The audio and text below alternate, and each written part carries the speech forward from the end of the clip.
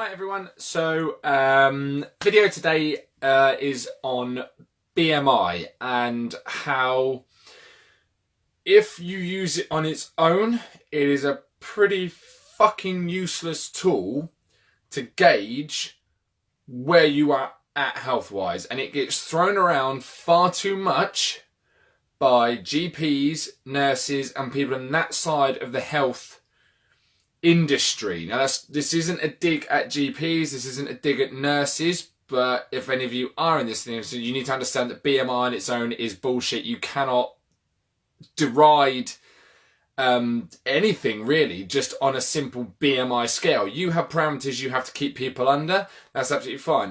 This all encompasses in from a conversation I had with a client yesterday who went for a completely random well, it wasn't random. She went to the doctors for something completely unrelated to this, and they basically told her that she was morbidly obese because her BMI was too high, and told her she needed to be on 800 calories a day. That is dangerous. If you're telling people that, stop. If you have no qualifications in nutrition, in fitness, in health, or have a better detailed scanner, which I'm about to go through now, you cannot tell someone to eat 800 calories a day. So just don't do it. And okay, rant over. Right. So BMI stands for Body Mass Index, okay? Ideally, between 18 and 25 for most adults is the acceptable range. And if not, if you're too low, then they class you as underweight. If you're too high, then, you know, it's not great. So let's look at why this is a problem. So the body mass index itself is made from height, weight and age, and I've put my details in here. That's it. That is the only parameters they use to calculate BMI. So they'll go, you're this tall, you're this much weight, and you're this age, and they put it on a graph and they figure out where you are. That's it. That is the only thing they need to calculate BMI. Beginning to see where the problem lies with this. Is very, very vague, and I'm going to go through the pitfalls of that and the problems that have come up that I've noticed and I've read in articles and things before in a minute. So body mass is actually made up of more complex things. You've got bone density, muscle mass, fat, water retention, organs, blah blah blah blah blah. That's what actually makes up the body fat itself. So if we look at my stats, okay, which is just done on Body Tracks the other day, they've changed a bit since the last time. They were looking a bit more favourable. They've gone up. I have to adjust my diet. It's as simple as that. So, but that's sort of why you would use something like this. So I am 3.9. I'm 4 kilos of muscle. I'm 76.8 kilos of muscle. Sorry, bone muscle, and I'm 21.4 kilos of fat. So if we put them into percentages, just shy of 4% bone. I'm 75% muscle mass and 21% or 20.9% body fat. So my BMI is actually 28. So I am classed as obese. So if I went to the doctors now, despite taking any of my muscle mass in, 3/4 of my body is muscle mass. So that's burning fuel, okay? 3,200 calories a day will generally maintain my activity levels, okay? If I went to the doctor and solely went on my BMI, he'd tell me, you're obese, you need to lose weight. Now, I am lucky that I have the knowledge, I've been doing this job for a long time, to take that with a pinch of salt. I can walk away, yeah, all right, yeah, okay, I need to work on a few things, a bit more, in detail, try and drop body fat a little bit so I can fiddle around with that. If you are the layperson that has no knowledge of this, you've never stepped foot in a gym, and you walk in and somebody says to you, you're obese, you need to eat less, despite the fact that you're probably very lean, one, I don't know how you're going to lose that, weight anyway, and two, telling somebody they need to eat far fewer calories than they need to function on a day-to-day basis is just irresponsible, okay? So I'm going to go through a little bit more and sort of the problems you've got as well with this, and these things that you may have resonated and come across. So if we just pop that down a smidge. So the problems we get is if you are short when you're older, you have far smaller margins to work with between here and here. If this is a lower number, you don't have wiggle room here. Okay, and that was unfortunately the only issue that my client had to make her BMI worse, was the fact that she's short. That's it. But you can be a short guy. You can be short, stocky, actually quite high in muscle, and still be obese. Put it in perspective, everybody you see on the England rugby pitch, any rugby pitch in fact, in professional sport, and they've got some of the best strength and conditioning out of any real sports because, you know, it's quite a physical game. They're all obese. If you took them on BMI, every single one of them is obese because they have a higher body mass index than they should have. Now, none of them are unfit. None of them are at risk of anything. They all are very lean. I mean, some of the older school props are probably carrying a little bit of weight, but they're not in any dangerous parameters. So you've got to take everything into context. Also, if you're quite tall when you're younger, you'll get a much higher reading on here. There was this big thing, I want to say about 5 to 6 years back when the Wii Fit came out. That used body mass index to determine how much exercise you needed to do. An 11-year-old girl who had had a growth spurt stood on top of there and was told she was morbidly obese when she was like a racing snake. She was a dancer.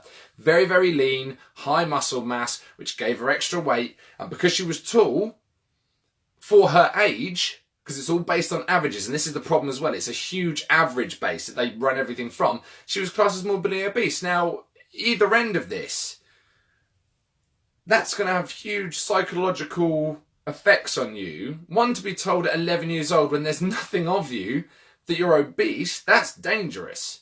Okay, granted it was retracted and I think they've sorted things out, but it doesn't stop people saying the same thing to adults that are trying their best, you know, working out hard. There's just a few things they need to tweak, but to turn around and say that you're obese and everything that you're doing at the moment clearly isn't working is dangerous and irresponsible, and you're actually going to do more harm than good. So if that is the case and you are interested in BMI and stuff, please come to us and get a proper reading. Let's figure out what your body mass is actually made of. Because it might be that, yeah, like me, running a little bit high on fat. I don't like to be 20%, but I can live with it just about before my neurosis kicks in and I have to start changing things, which I'm going through the process of doing. But if the ratio is that, you know, 3/4 of your mass is made of muscle, you don't have to feel bad that your BMI is high, because even if you knock down this body fat a little bit, I mean, I've still got to come down 3 points of BMI before I even hit normal parameters. So they don't really tell you how much weight that would need to be either. So, I mean, at the moment, as I say, my stats look as follows. I'm 191 centimetres, so about 6'3". I'm 102.2 kilos, and I'm 30 years old. So I can't change my age, can't change my height unless I take some discs out, which would be even worse. I'd have to try and get taller.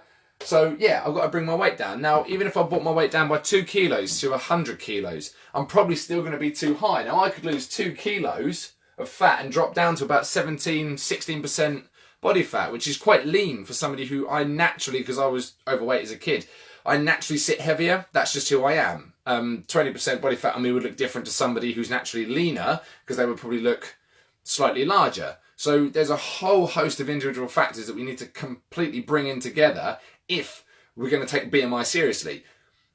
Yes, it's good to know your number, but it's not something to judge your entire life on if you're already in the process of getting fitter, getting healthier, and you're really trying to, you know, make healthier steps. It's going to be really damaging if you just take this one number, this one BMI on its very brief scale, considering all of this needs to be put into consideration. Okay, so to summarise at the end of this, BMI on its own is useless.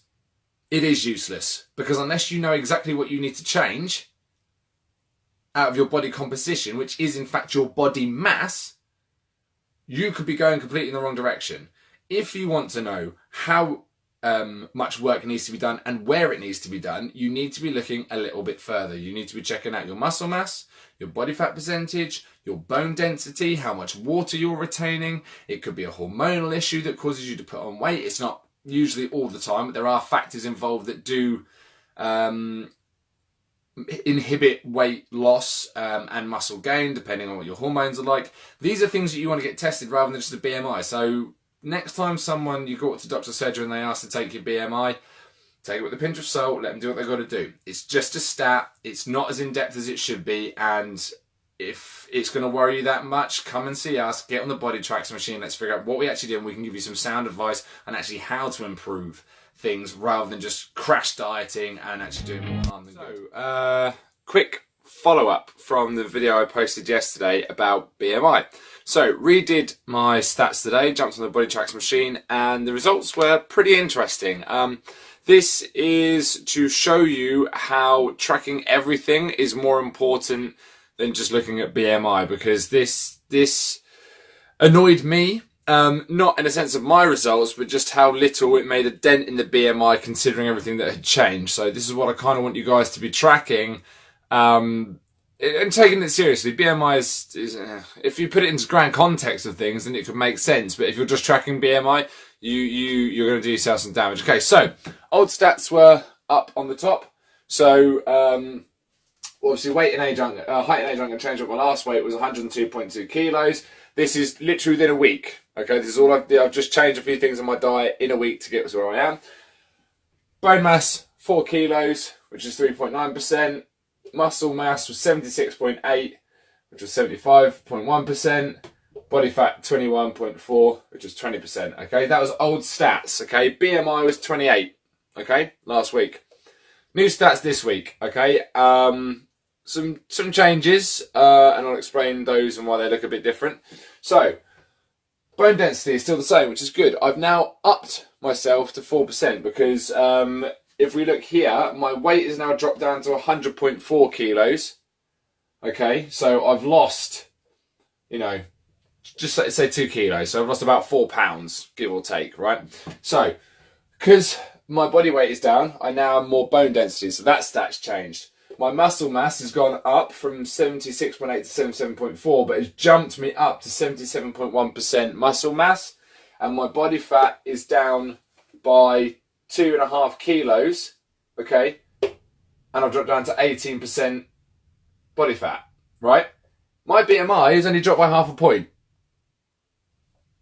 So, I mean, I don't really know where you'd want to go with bits and pieces like that, but if you're trying to lose weight and you're trying to track and stuff, I mean, there is good results here. So if just to take out the context, like, forget this is me, if this is you and you've turned around and in a week you've dropped 2 kilos, you've dropped 2%, 18% whatever. Yeah, so you've dropped, a good 3% body fat almost, you know what I mean? It's just, 2% body fat, 3 kilos body fat, your muscle mass is going up. All of this is great. Tiny margin.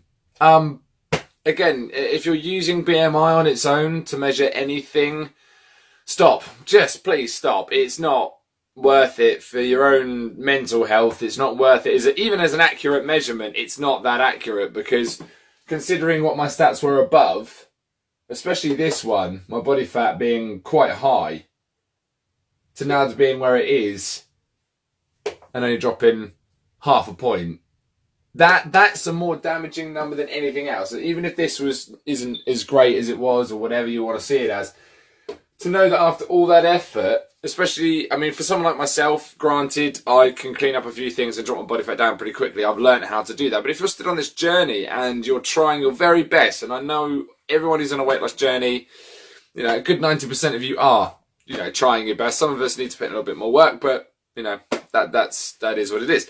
But if you're working really hard and you see these results after a week, which is great, but you're only measuring this, that tells you haven't really done that much, it's not going to motivate you. It's going to be quite detrimental to your process. So just as a follow-up, really stop using BMI on its own. If anybody who talks to you BMI as a sole measure of weight and sort of general statistics, just ignore them, or nod politely. That's great, because you need to know what's going on behind it to understand what's going on. Because I mean, if you came back after a week and your doctor says, you've only dropped 0.5 point of BMI, okay, well, you really need to keep going, but that you've done all of this, that's some good work. So please take it with a pinch of salt.